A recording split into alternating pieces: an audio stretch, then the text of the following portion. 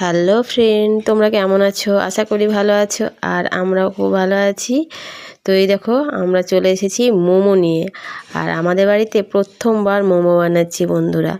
তো মোমোগুলো কেমন হয়েছে সেটা তোমরা বুঝতে পারবে না।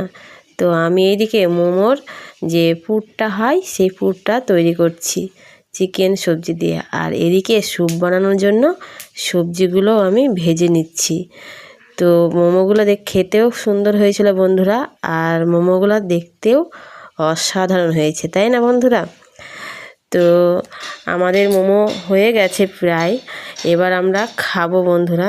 তো আমাদের মোমো ভিডিও কেমন লাগছে অবশ্যই কমেন্ট করে জানিও।